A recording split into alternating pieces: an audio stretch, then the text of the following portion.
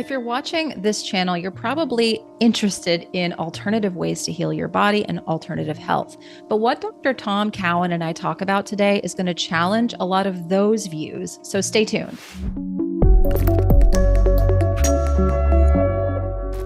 Welcome back, my friends. My name is Sarah. This is the Sarah Kleiner Wellness YouTube channel. And today I am talking with Dr. Tom Cowan, and I'm hoping, fingers crossed, that my YouTube channel does not get any strikes for the things that we are going to talk about today. So send a little prayer my way. But I really wanted to have this conversation and put this type of information out in the open. And Dr. Tom Cowan is actually doing a curriculum that starts August the 28th called the New Biology Curriculum. I'm signed up and I've convinced two of my really good friends who have both been on this YouTube channel. I'll preserve their anonymity. They can talk about it when they're ready. But we are really interested in learning more about his way of looking at health because it is dramatically different from the allopathic model as well as the functional medicine model, even that, which we consider to be more of a gold standard for alternative health, but it's flipping a lot of that on its head.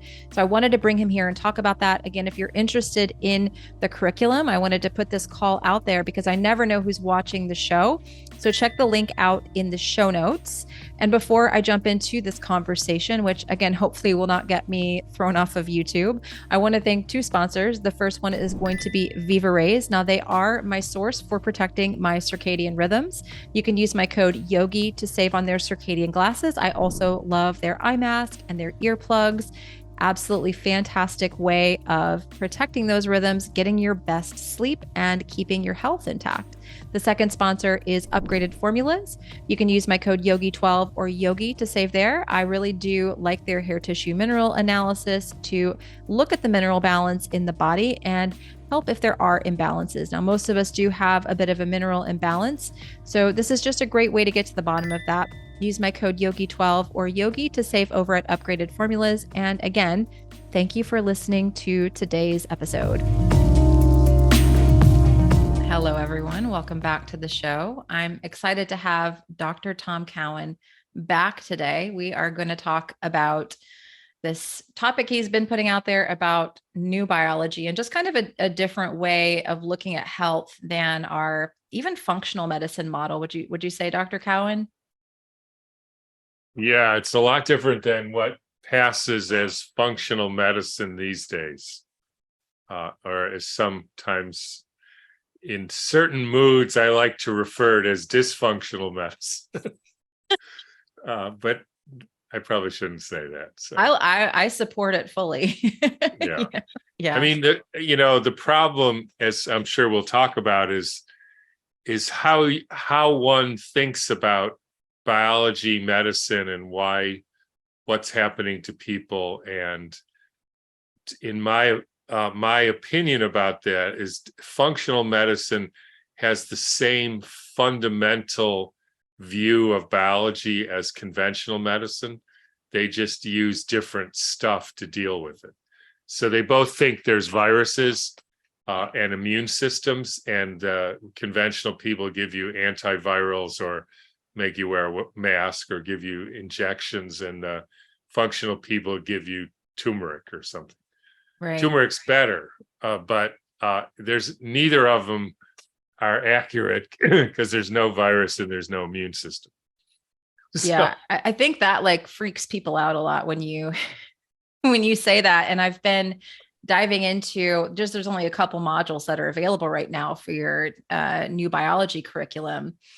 But you have a really great way of explaining how the way that we look at these things under a microscope is pretty inaccurate and come to these conclusions. So maybe we can talk about that a little bit. Yeah. Just to say I try to make the distinction between what I would consider fact versus what would be speculation on my part. And so I typically start talking about the new biology with something that I would call a speculation. And the speculation is the following.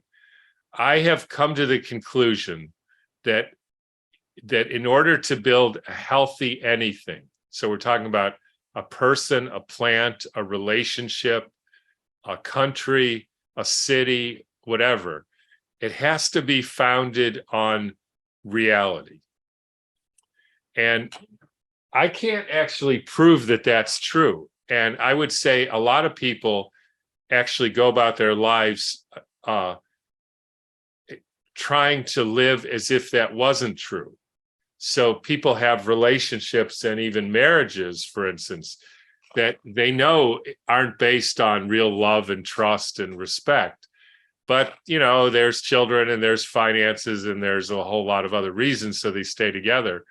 And my take on that is that doesn't work. Now, to apply that in medicine, if the foundational understanding is inaccurate, and so that example I just used, if in fact, which I would consider a fact, that there are nobody has ever demonstrated the existence of this thing, this particle called a virus, that's a fact. To build a medical system or strategies or treatments or diagnoses on the assumption that there are such a thing will never lead you anywhere except misery, waste of time, and waste of money. And same with, it's a fact, as far as I can see, that the heart does not pump the blood around the body. That's just a fact. You can prove that, or you can disprove that that's the case. So to give people maneuvers, drugs, machines that help the heart pump the blood, I mean, that's never going to work. And in fact, it never does work. I could go on and on. One of the foundational facts in biology is this sodium-potassium pump. There's a sodium-potassium pump embedded in the membrane that controls the distribution of sodium and potassium inside and outside the cell. And so Gilbert Ling comes along, measures the sodium potassium inside and outside, takes the membrane off, and finds that the same distribution happens even when there's no membrane. So I would say it is a disproven hypothesis that the distribution of sodium potassium come from a pump in the membrane, which has never been seen, never been isolated. And in fact, as I said, if you even take the membrane off, it doesn't affect the sodium. Now, there are many drugs and therapeutic maneuvers based on, strengthening, inhibiting, or whatever, the sodium potassium pump. Mm-hmm. They can't possibly work in the way they say, or be successful therapeutically, because there's no pump. Yeah. And I could go on. There's no synapses in nerves. That's what I found fascinating when you explained that. I was listening to that. Yeah, I mean, it's an artifact of, and to disprove that, you'd have to show me a picture mm-hmm. of an intact nerve and account for the processing, right?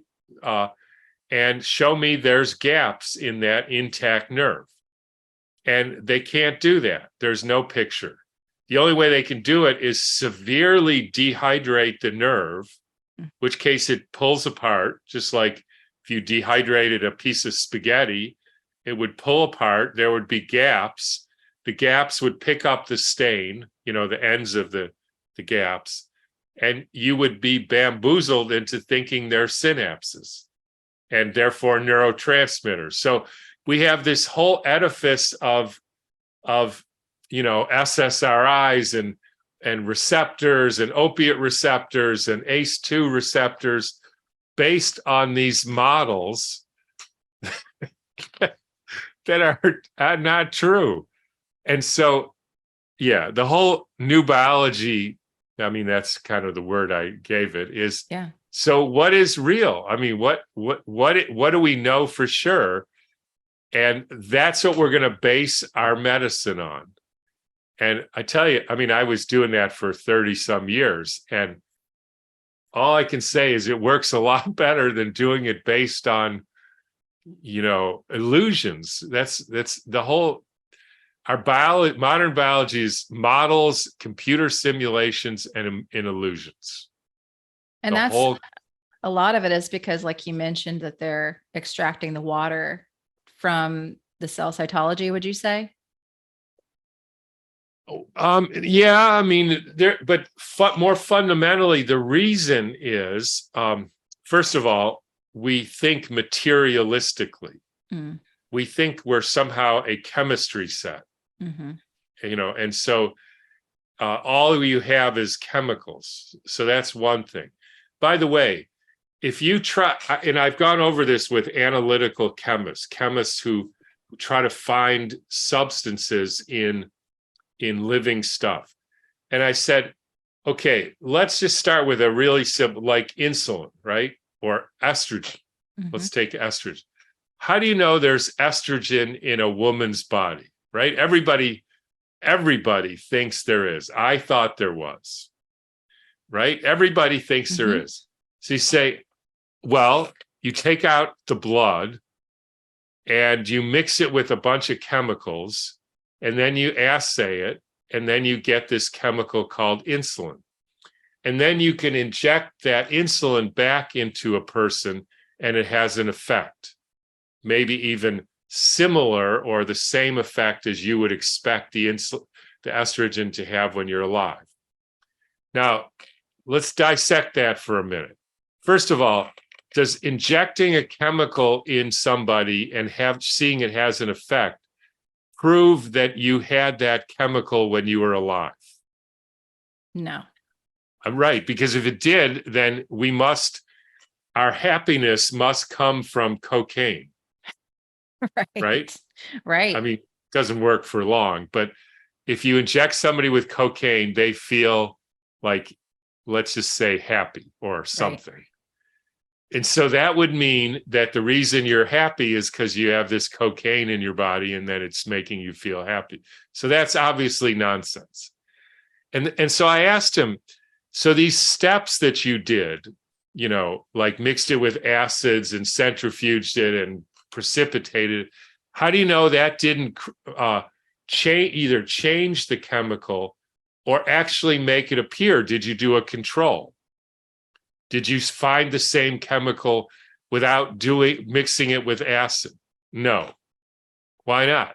Because you can't find the chemical then.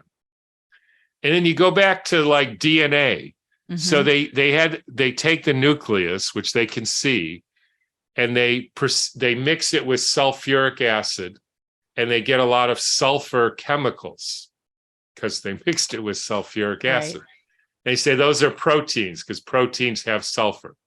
And then somebody had the bright idea, his name was Meissner, mixing it with phosphoric acid. And he got phosphorus-rich chemicals, right? Mm-hmm. And he said, those are different. Those aren't proteins because they don't have phosphorus.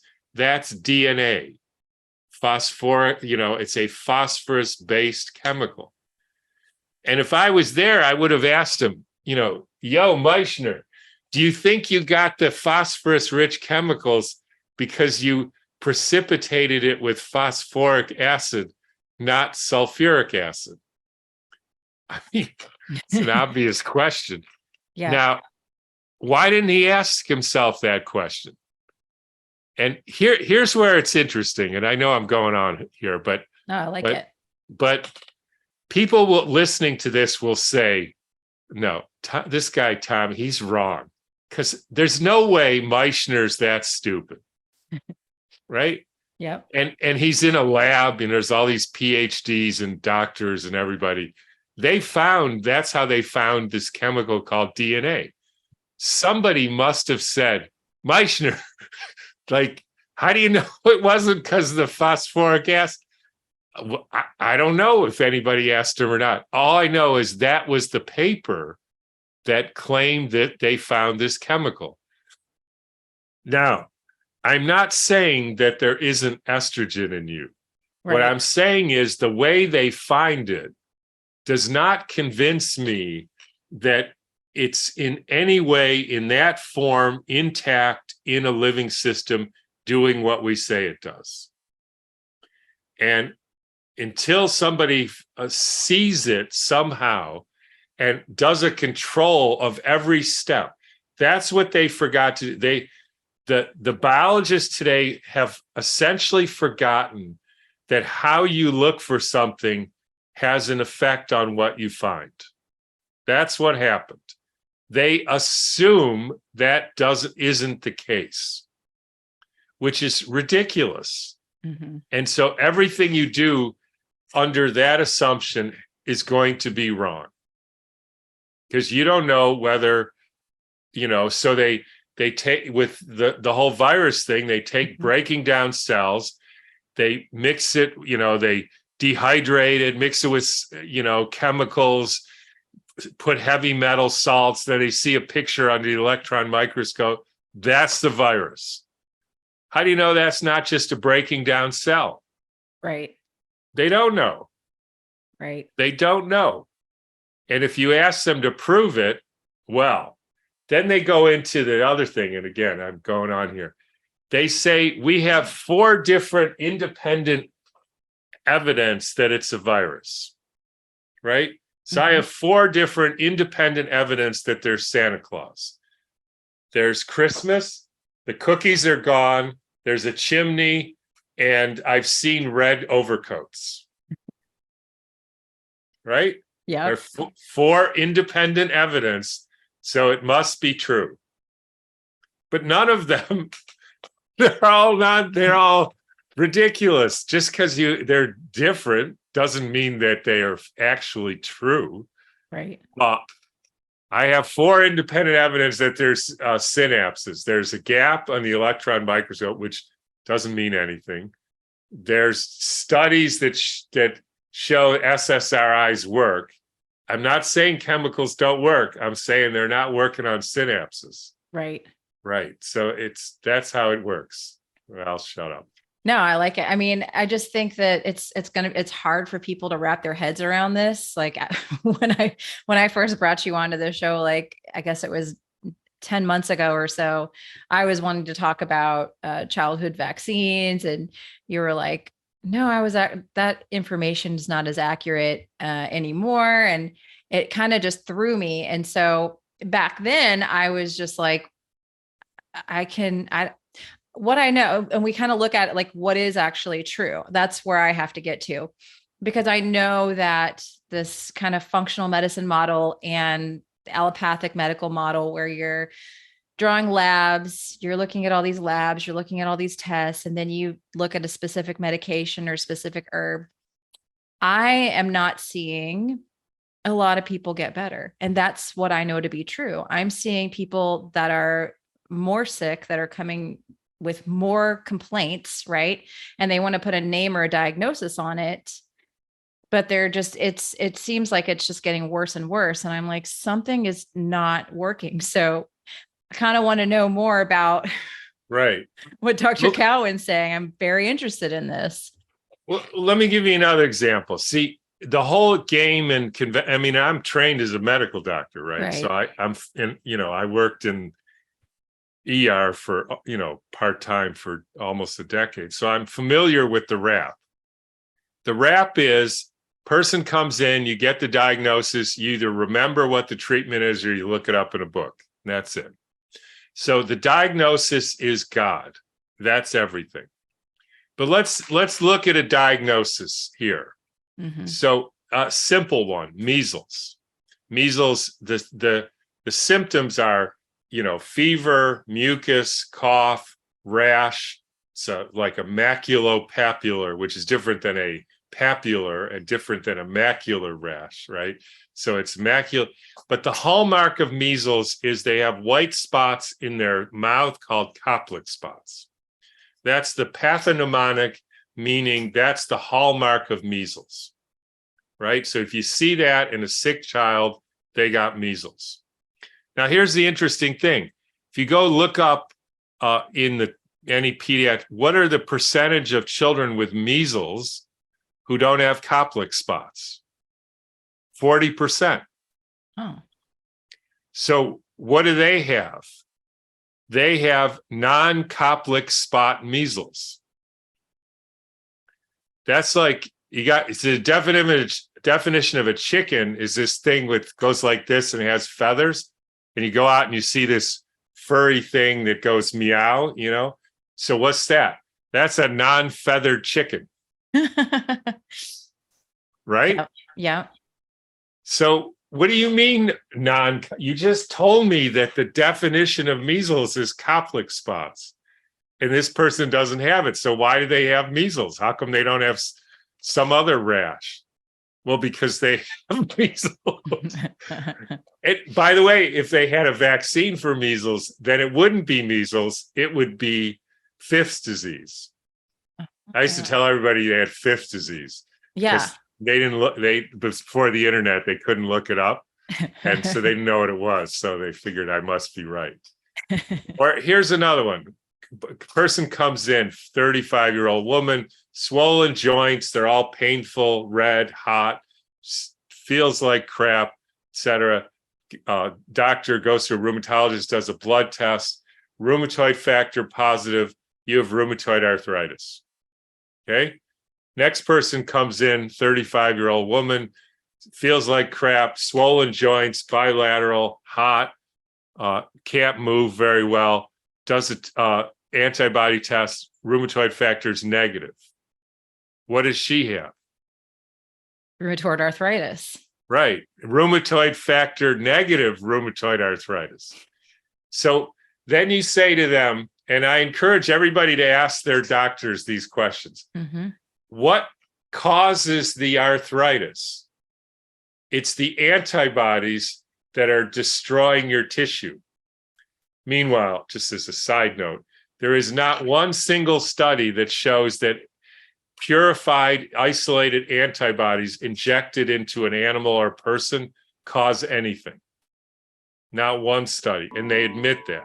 I hope you're enjoying today's episode with Dr. Tom Cowan. I wanted to let you know that I am having some specials for back to school, and I'm going to be putting those down in the show notes. A lot of people at this time of year are really looking at improving their health and getting back in the swing of things. So I have several bundle deals that are going to save you a lot of money on my courses. And you can also get my free guides if you're looking at ways of improving your health. And the way that I work is very much in line with the way that Dr. Cowan is speaking in this video, where we're looking at health from a different lens, from the lens of the body working on this DC electric current and using tools like light, magnetism, and water to heal the body. And I feel like this information, it needs to be heard because people are not improving with this typical medical model. So I am excited to take his curriculum, which is going to be linked down in the show notes, to continue to improve my work. And by the way, if you get any of my courses and I end up making an update to it later on, you'll always get those updates at no charge.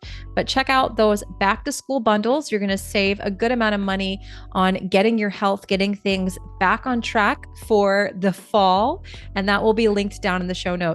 Thank you again for listening to today's episode, and let's jump back into it. It's the antibodies that are destroying your tissue, right? That's what we call an autoimmune disease. Right. Well, how come this woman, she didn't have antibodies? What's her problem? Well, that's antibody negative rheumatoid arthritis. That's the chicken. Right. But this goat, you see that goat? That's a big non-feathered chicken. And this is like, you see, here's my fundamental point. Mm-hmm. If normal people talked like doctors and scientists, people would catch on. Because they would say, oh, this is nuts. Like, this isn't logical. That's not a chicken. That's a cat. They're different. And so then you end up with the realizing that every single sick person, every single well person has a story. Mm-hmm. They're not a diagnosis. There are no diagnoses. There are groups of things. A lot of people have similar type of stories, but one person gets rheumatoid arthritis because they're having a reaction to a vaccine, Mm-hmm. and the other, it's an emotional trauma. Yes. They're not the same disease. They don't have the same disease. And if you treat them as if they do, you will be a failure. Yeah, it won't work. it won't work, which is what happens. That doesn't mean you can't stop their joints from being inflamed.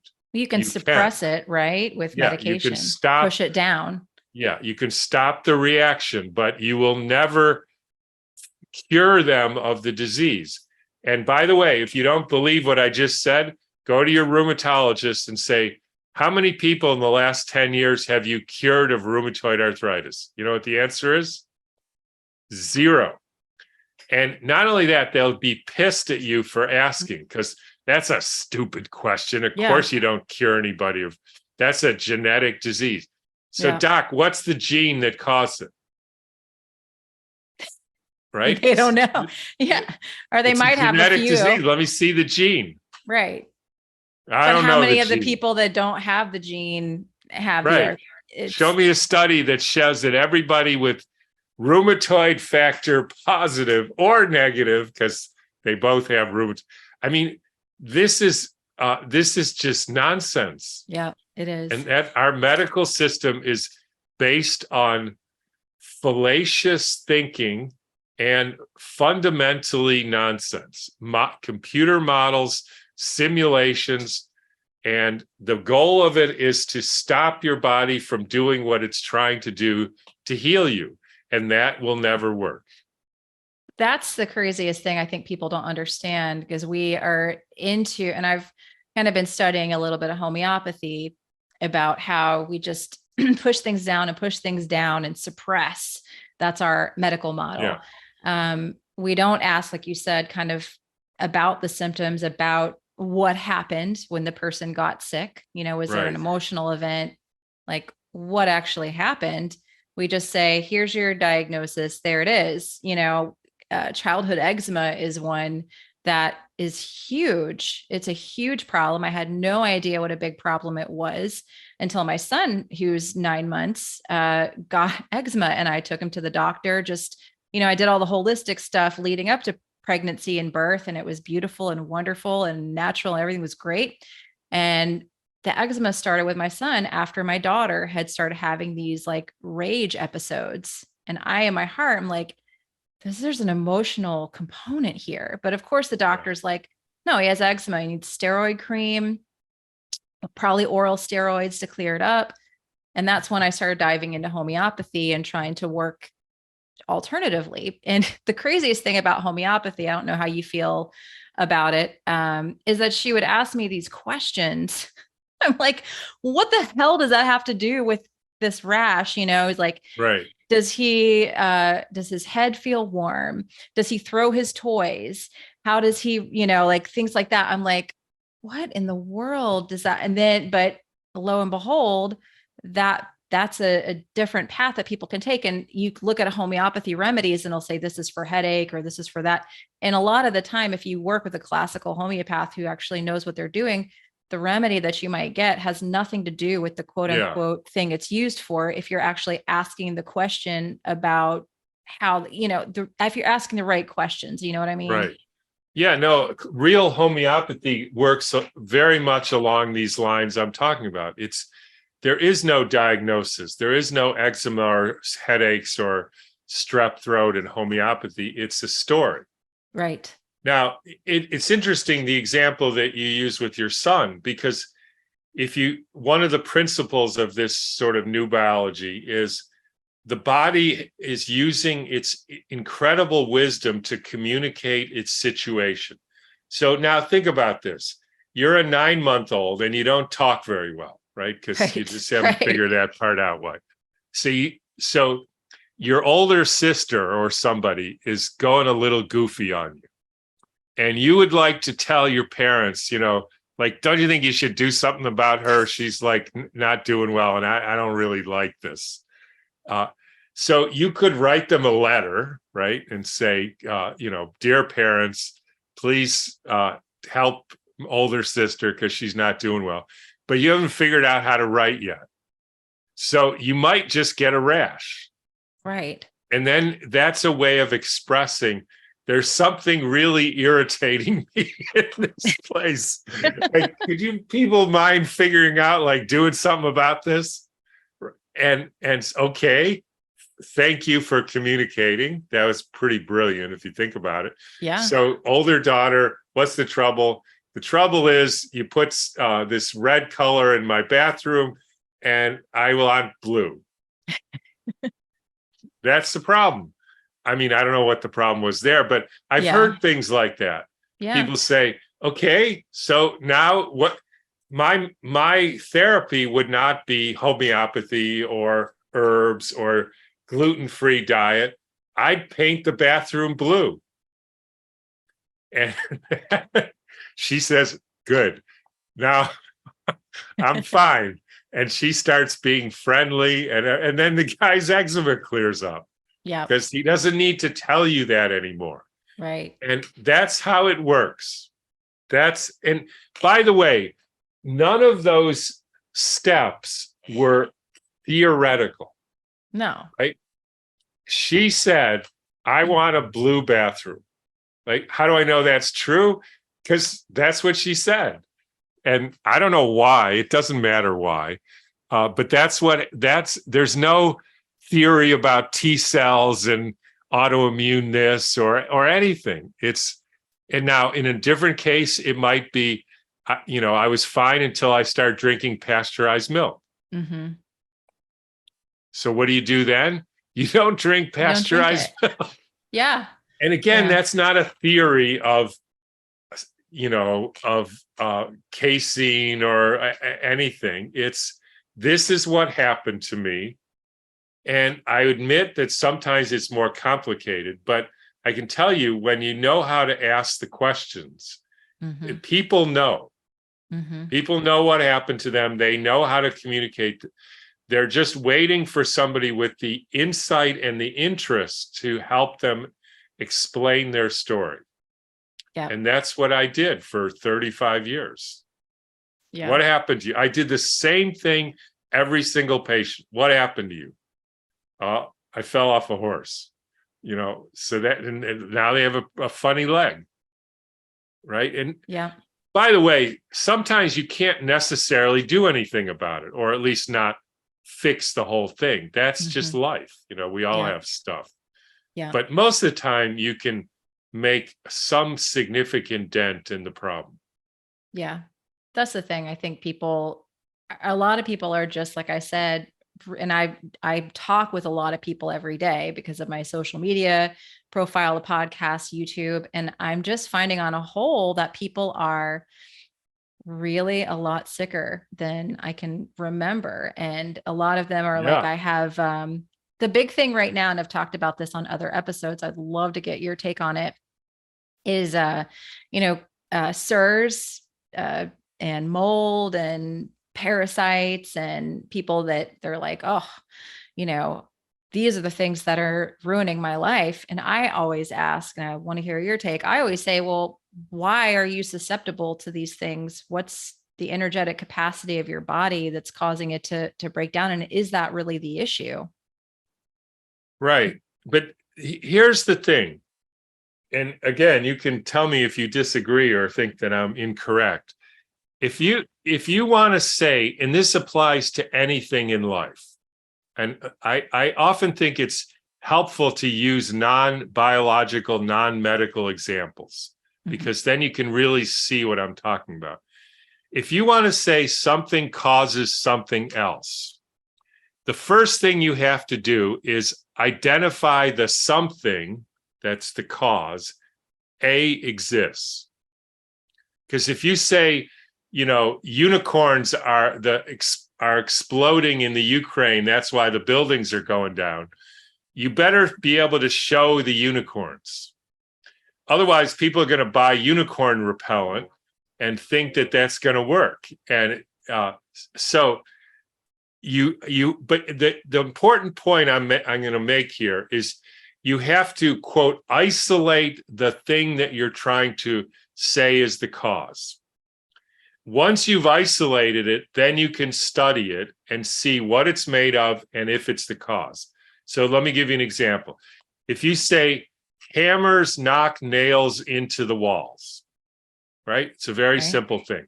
How do you know that's true? Well, you go to the ecosystem where you would expect to find a hammer, like a toolbox. Mm-hmm. You open it up, you pull out the hammer, and you say, this is what I mean by a hammer, right? Mm-hmm. Then you can analyze the hammer, see what it's made of, and then you can hit a nail with it and see if it goes in the wall. And you might even do a control, because I could say, Sarah, how do you know it isn't just your arm going like this that made the nail go into the wall? So you do like that with your arm, and it doesn't go into the wall because you didn't hit it with a hammer. Right. Right. If I said to you, okay, I want to prove to you that hammers make nails go into the wall, I take this toolbox and I'm going to smash the toolbox against a wall with a nail in it, and the nail goes in. There, I've proved that hammers knock nails into the wall. Yeah. You would say, no, you don't even know there's a hammer in there. Exactly. How do you know it's not the screwdriver or the whole toolbox or Right. something, right? That's not the way we think. No. Right? So we isolate things. We have the thing, that's the independent variable. We make an experiment, see what it does, analyze it, see what it's made of. We control everything except that variable. Then we know what does what. Now, with mold, I would love to see an experiment that now mold exists, right? You can actually see mold, you can see it visibly, and you can see it under a light microscope with minimal intervention, right? So unless shining the light made the mold or spores or organisms happen, which I doubt, right, then you can see them. Now, take that mold, just the mold, and spray it on a healthy person, right? Or vaporize it in the air and see if they get symptoms, right? That would, and then spray, in the same room, in the same place, spray distilled water, because maybe it's spraying stuff. right. Right? I know of no study that shows that. Not one study. So the best you can say is it's unproven that mold makes people sick. Now, people like I, for instance, don't like being in rooms or houses where there's mold. I don't like the way it feels or smells. But my guess is, and I don't know, I don't think I've proven this either, but my guess is that all of the houses these days, literally all of them, are made with toxic chemicals. And the mold bioremediates those toxic chemicals and vaporizes them into the air. So if you have drywall, which is soaked in God knows what, and it gets wet, you'll get mold that eats the drywall to try to bioremediate that situation. But it's vaporizing, drywall chemicals into the air, and that is making people sick. Interesting. So it's not the mold. So killing the mold is useless and ineffective, which is what happens. It's the fact that you're living in a toxic chemical soup. And that's a problem. And so that's the reason why you have to identify realistically what the issue is. So it's not mold. Germs don't cause disease. And if you disbelieve me, you have to isolate, purify, expose somebody or an animal in a normal way, not inject it into their brain, for God's sake. Right. That's what they did with so-called viruses. They never saw the virus. They just inject in a monkey's brain. They don't do a control, and they say, see, the monkey got sick. Well, how do you know it wasn't just injecting cell debris into a monkey's brain? Right. So that's called sloppy nonsense. So once you identify the problem, then you realize that you may have to build a non-toxic house or do something else to get yourself out of that environment. And that becomes a solution based on the facts, not theories about mold. And I don't remember the other things you mentioned. Yeah, the parasites, Right. which I mean, Parasites we all eat have heavy parasites, metals. right? There's a purpose for these Yeah. things in our bodies. And that my biggest issue is everyone kind of going on these killing sprees, these killing protocols of like, Right. I'm going to detox all the mold, I'm going to kill all the parasites. And, some people, I see them feel better for a little bit and then symptoms, Right. things come back. And then I also see people that do all these expensive protocols and then they feel worse, Right. or no difference at all. And so I'm like, I feel like a lot of this alternative holistic health is complete bullshit, excuse my It's language. complete bullshit. And I just can't buy it, but it's like in my Because face it's the all the time. same thinking. Yeah, it's the same as It the right allopathic model, right. right? It's Yeah. just they're killing different stuff. Mm-hmm. And it's like my friend Kelly Brogan said, there's really, at the end of the day, there's only one disease, and that's being a victim. Mm. You're a victim of the mold. Mm-hmm. You're a victim of parasites. You're a victim of viruses. You're a victim of your father's anger. Now, your father might be angry and there might be parasites, but somehow you have to sort your way as a free, sovereign individual that I'm going to figure out how to live my life in a healthy way. And I am not going to, it's the victim mentality, victim consciousness. That's what ultimately gets you. And that is, we have a epidemic, talk about it, a pandemic. We have a Mm-hmm. pandemic of victims. Agree. That's what we are. We're victims of everything. Everything's, bad people doing it to us. Yes. There's so much fear of like, oh, Yes. and I loved what you were saying. I can't remember if it was in the intro to the course, or if it was on another interview that you were doing. People talk about these kind of bioweapons, injecting mosquitoes with Yeah. diseases or viruses, and you're like, just that kind of thinking is what gets people sick, right? Yes. And not saying there aren't, quote, bad people trying to do nasty things. There Right. are. At least Right. that's what it seems. But whenever you're confronted with this bioweapon or infectious replication, incompetent DNA clones and all this other stuff, you have to ask them, so how did they make this thing? Tell me the steps. Oh, I don't know the steps. What do you mean you don't know the steps? I know the steps of how they allegedly made those, and they didn't make anything. And how did they release it? They say they released SARS-CoV-2. That's what the so-called freedom community. They released this pathogen on the world. How did they release it? How did they make it? Have you ever found it in anybody? So they don't know those details.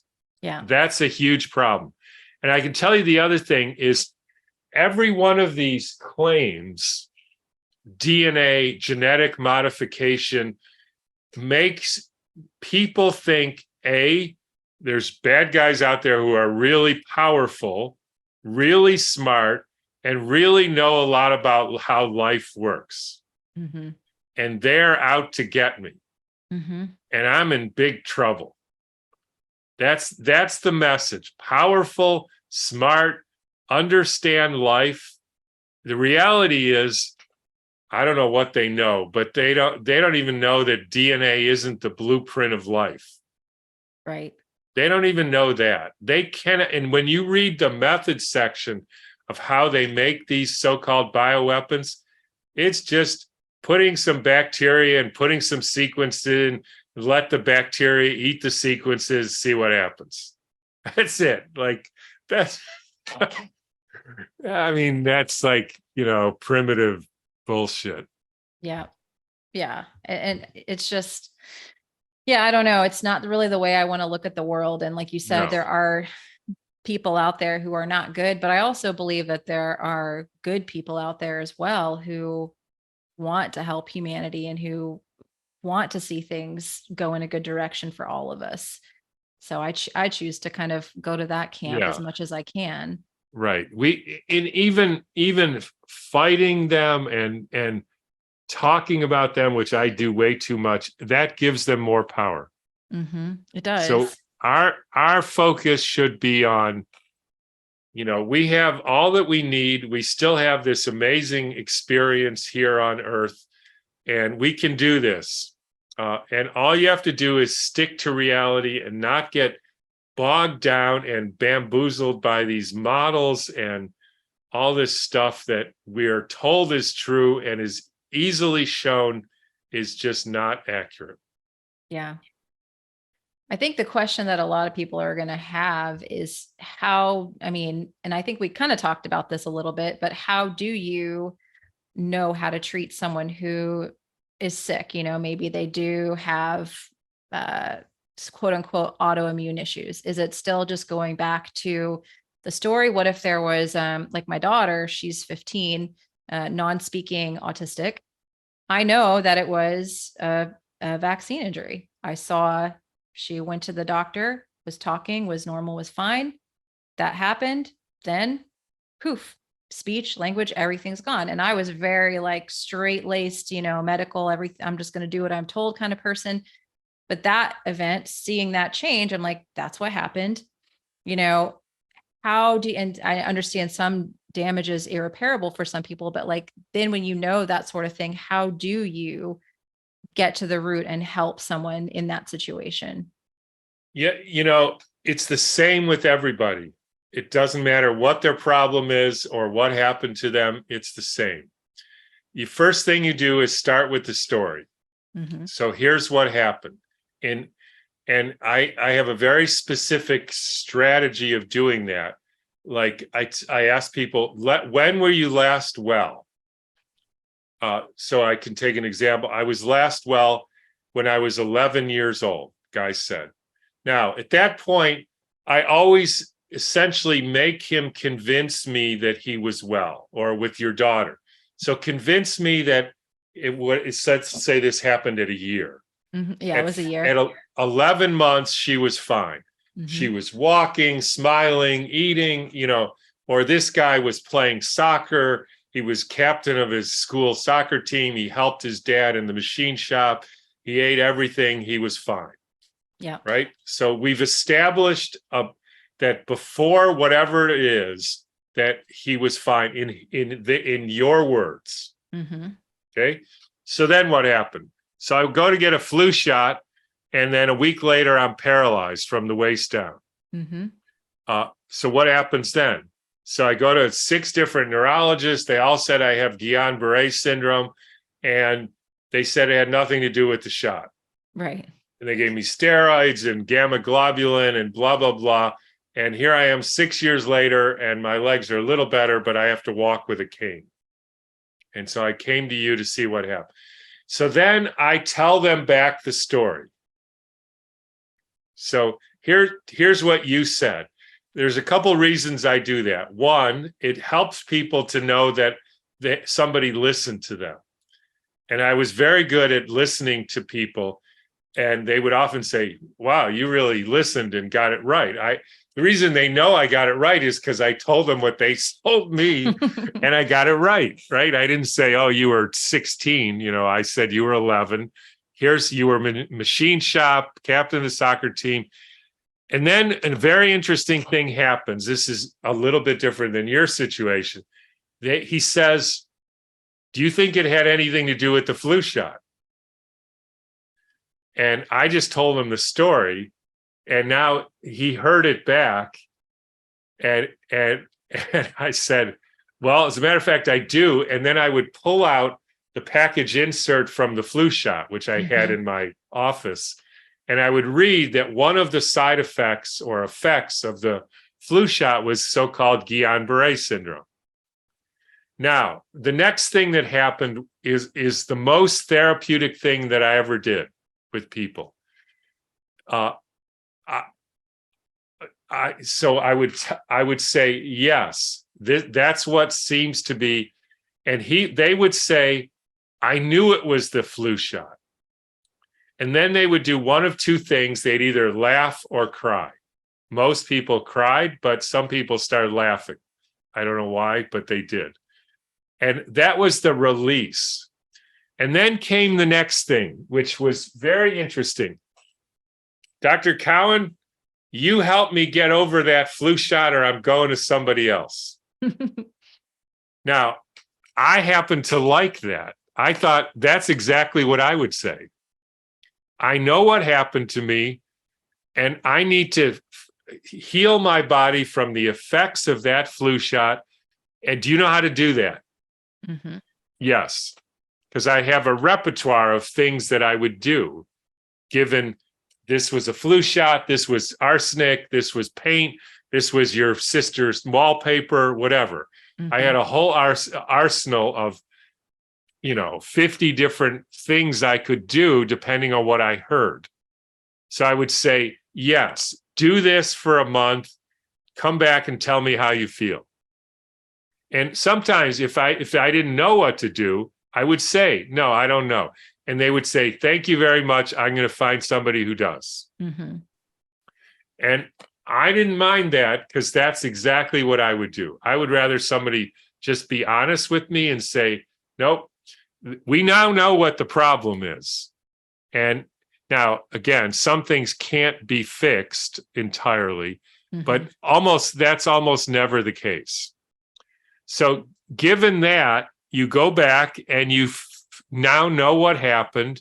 You have to know realistically what is in that flu shot and how it causes disease. Mm-hmm. And same with whatever vaccine happened with you. And if you ask most of the doctors who are treating people for vaccine injury, so tell me, how do you make a vaccine? How do you make a measles vaccine? They don't know. Right. I know exactly how they make that. And therefore, I know how that is likely to make somebody sick. And the only way you get that is by caring enough about the details. Again, not to harp on this, but most of the so-called anti-vax people, if you ask them, how do you make a measles, what is a live viral vaccine? There's no live virus. First of all, viruses anyways aren't supposed to be alive. What does that even mean? Right.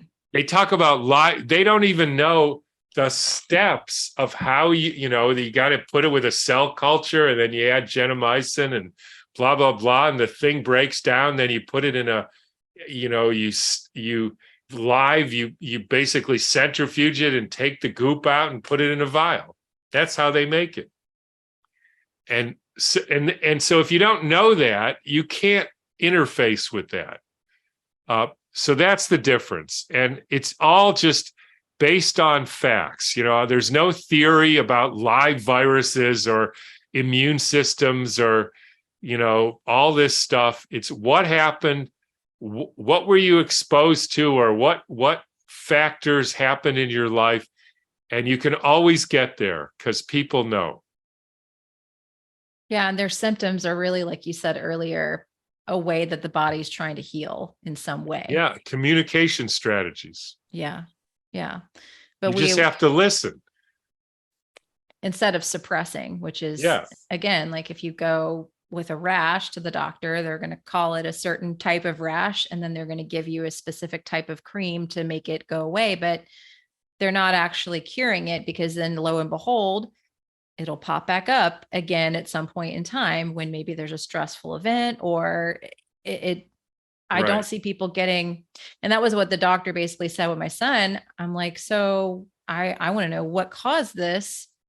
What do you think? And he's like, oh, it's just he has eczema. It's just something he has. He'll have it forever. It just is what it is. And there's not, I can give you these, he offered Dupixent, which is a shot that you can take. It suppresses the immune system for a month, and then you got to go back the next month and get it. And I was like, that's the dumbest thing I've ever heard in my life. I'm not doing that. Besides, there is no immune system. I mean, it just suppresses your ability to communicate.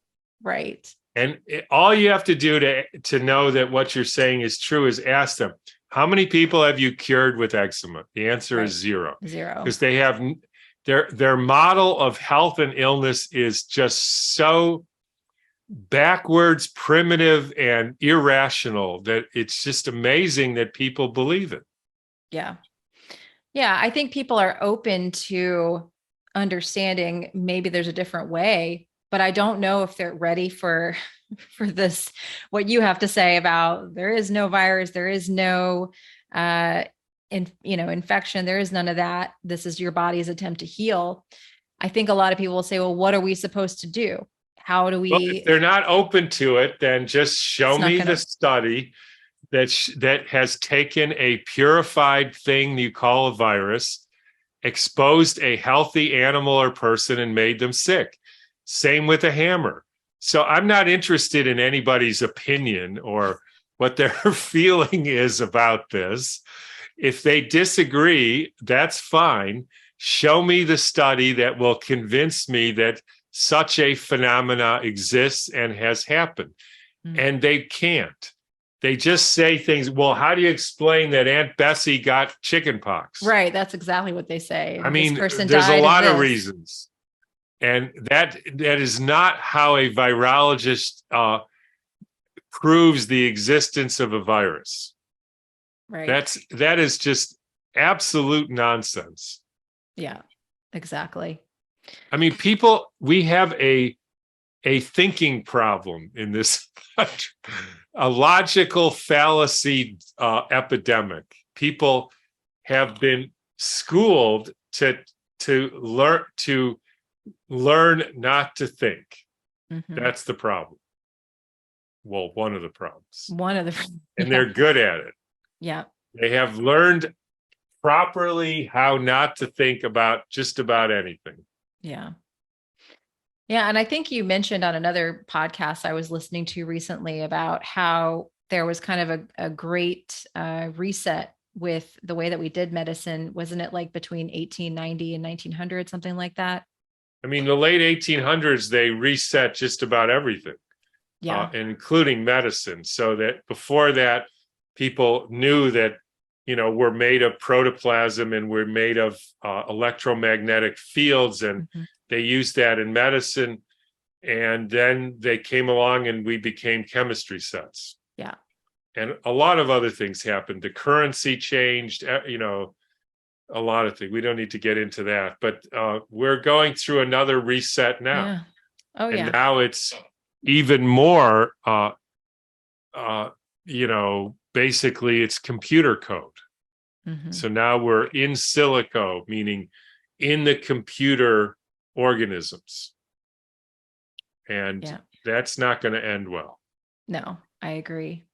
Yeah, it's a little scary. And I think that people they get so busy in their daily lives and they get stressed out and they've got so much going on and they don't really care about this sort of thing until they lose their health. And then they start searching and they, here's this, we know we don't want to go with regular medicine, so we're going to go with functional medicine. And they start going down that rabbit hole. And again, I think a lot of people in my audience have been down that rabbit hole, tried that, and they're still not getting better. So I think it's time that we really start looking at things differently and looking at healing differently. And I know what type of healing modalities do you recommend that people look into? I mean, there's everything. There's getting in the sun, there's drinking different water, there's changing your diet, there's thinking differently, there's emotional things, there's homeopathy, there's herbs, there's chlorine dioxide, there's frequency generating devices, light generating devices, anything that works with the reality, which is where sound, we use tuning forks to change the frequency that's connected with the water. We change the ionic balance, if things are off. Anything that works along with a realistic understanding of what a living system is made of, not these hypothetical models, which are inaccurate, then you can use those. Yeah. And the goal is to have a big repertoire of things that actually help people and to know how to use them. And, that's what we're doing in this new biology clinic. And that's what the curriculum, let's once you get the model down, then we're now getting to what we can do about that. The tragedy is people used to know those things. Right. Before and now we forgot. And so we're at a very primitive therapeutic stage, but that's changing rapidly. So what the people who get this, the people who don't get what I'm saying, they're going to be sick. That's just, I agree. I mean, I hate to say it, but that's going to happen. I agree. Because they're going to follow this chemical model. Their symptoms will be treated by chemicals.